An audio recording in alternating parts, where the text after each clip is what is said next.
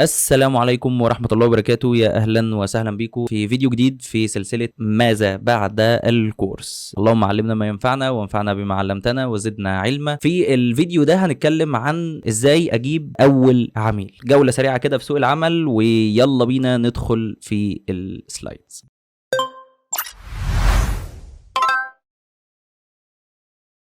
اول حاجه هنتكلم عليها ان انت تخليك واقعي وذكي. خلينا نقرا بقى من الكلام، بلاش رغي كتير. ناس كتير بتتخيل ان اول عميل ده لازم يجي من فيفر او لينكد ان او خمسات او مستقل او الكلام ده كله، او يبعت لك رساله فجاه كده يقول لك انا عايزك تصمم لنا حمله ب 5000 جنيه. بص يا معلم، الموضوع ان اول عميل في الغالب هيجي من دايره معارفك. انا دايما بقول للناس ابدا باللي حواليك الاول، عيلتك، صحابك، الكلام ده كله. العميل اللي هيجي لك في الاول ده انت بتجرب فيه وهو بيجرب معاك. احنا بندور في المرحله دي على شغل حقيقي زي ما هو مكتوب ده، تجربه نتعلم منها، وتصميم نحطه في البورتفوليو ونقول انا اشتغلت فعلا. لان احنا اغلب الناس بتخلص كورس او بتخلص مذاكره في توتوريال معينه، ما بيبقاش عندها افكار، ما بيبقاش عندها شغل زي ما قلنا المره اللي فاتت. فاحنا محتاجين عميل نجرب معاه، يعني حاجه كده اللي هو تجربه، هنجرب معاك ونشوف انا بعرف اعمل الحاجه دي ولا لا. مين ممكن يكون اول عميل بقى؟ لو بصيت حواليك هتلاقي احتمالات كتيره جدا. صاحبك مثلا عنده بيج بيبيع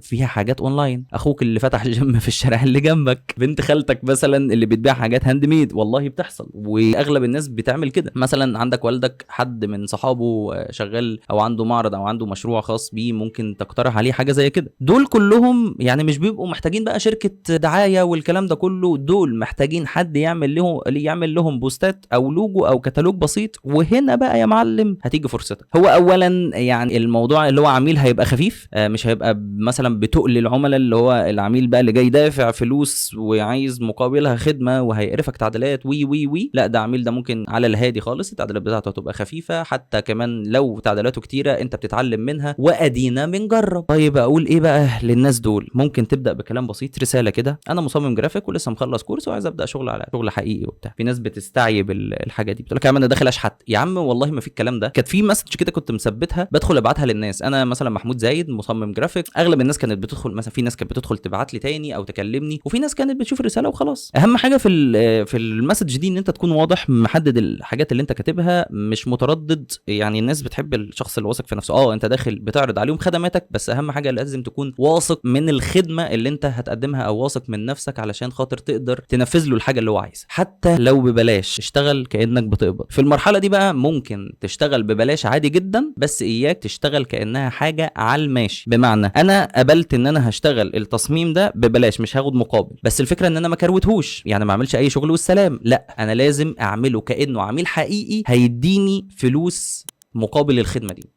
اعمل الاتي بقى: اطلب منه يشرح هو محتاج ايه، ده البريف. ابعت له كذا فكره، اشتغل على التعديلات اللي هو عايزها، التزم بالمواعيد، وقدم الشغل بشكل محترم كانه عميل حقيقي هيجي لك فيما بعد. علشان التجربه دي بقى هتعمل وراها ايه؟ حاجتين مهمين: ماده تروج بيها لنفسك، يعني شغل هتبتدي ان انت تحطه في البورتفوليو بتاعك، وشهاده من عميل ممكن تكتبها في بوست كده او تحطها في البورتفوليو، او ان العميل ده هو محدش يعرف ان العميل ده تبعك او وهمي او الكلام ده كله، او قريبك او صاحب والدك او بس انت ممكن الحاجه دي بقى تاخدها يعني كفيدباك، تاخده تحطه عندك في البيج بتاعتك او تحطه في بوست وتحطه على البورتفوليو بتاعك على بيهانس، فبحيث ان هو تكتسب ثقه العملاء فيما بعد. العملاء الحقيقيين بقى انت بتتعلم من الشغل ده. في حاجات الكورس عمره ما هيديها لك، وده اكيد بنسبه 100%، بس اول عميل هيديها لك. اول حاجه تتعامل ازاي مع عميل مش عارف يشرح، ازاي تاخد طلبه وتحوله لفكره، ازاي تتعامل مع التعديلات بدون ما تتنرفز وتتعصب وبتاع وتقول يا عم انت ما انتش فاهم وي، ازاي تنظم وقتك علشان تلحق تسلم في الميعاد. وكل ده ملهوش علاقه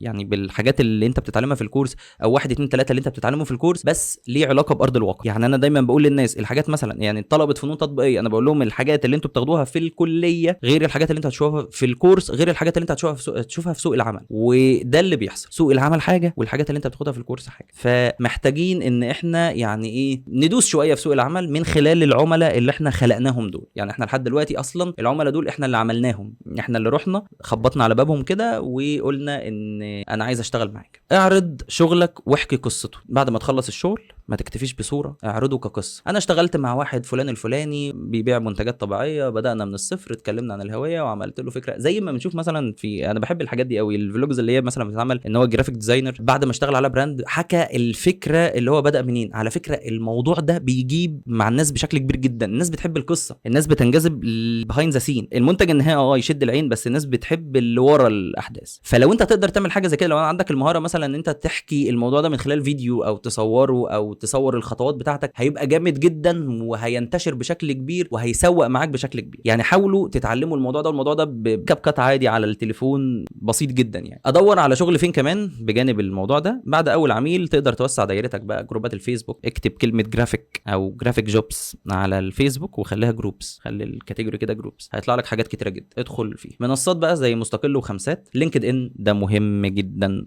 على المدى الطويل، انا كاتب كده على المدى الطويل ماشي. استثمر في لينكد ان، اسال اصحابك، يعني لو حد محتاج ديزاينر، حد والله العظيم كل ما وسعت دايره معارفك كل ما الفرص زادت. احنا شغلانتنا دي شغلانه معارف وعلاقات، فخليك حلو كده ولسانك حلو مع الناس، علشان خاطر اللي مش هتحتاج وشه دلوقتي هتحتاج قفاه بعدين. يا ريتني بسمع النصيحه دي. جرب كل حاجه وبعد كده تخصص. بمعنى انا يعني بقول للناس دايما، يعني ايه، الناس بتيجي تقول لي انا هشتغل سوشيال ميديا ديزاينر ولا موشن ولا فيديو اديتنج ولا يو اي ولا انت ممكن تجرب كل ده في الاول. احنا في الاول عايزين هنجرب كل حاجه. يعني انت مثلا ممكن تكون بدات بالسوشيال ميديا، بس بعد كده اكتشفت ان الموشن انت بتحبه اكتر، اكتشفت ان المونتاج حلو، اكتشفت مش عارف ان اليو اي مجاله اوسع وانا حبيته وحبيت الشغل فيه. فجرب كل حاجه في الاول وبعد كده ابتدي ان انت تخصص في الحاجه دي بعدين. بس هتيجي، يعني انت مثلا ممكن تكون بدات السوشيال ميديا وبعد كده انت بتعرف تشتغل شويه مونتاج، ففي واحد طلب منك ان انت تعمل مثلا فيديو صغير فعملت، فجاب لك عميل تاني فعملته، فجاب لك عميل تالت فعملته، فانت بتلاقي البورتفوليو بتاعك بيزيد فيديو اديتنج او مونتاج، وانت اصلا كنت بادئ سوشيال ميديا. فهتلاقي ان انت دخلت في السكه دي وانت ما انتش واخد بالك. خلاصه الكلام واللي بننهي بيها كل مره، وانا نفسي الفيديو ده ما ينتهيش بصراحه، بس انت اكيد نفسك، انت اكيد صدعت مني. اول عميل مش لازم يجي من بعيد، بص حواليك في دايره معارفك. حتى لو اشتغلت ببلاش اشتغل باحتراف. التجربه اهم من الفلوس في البدايه، وانا اسف على الكلمه دي، ممكن الناس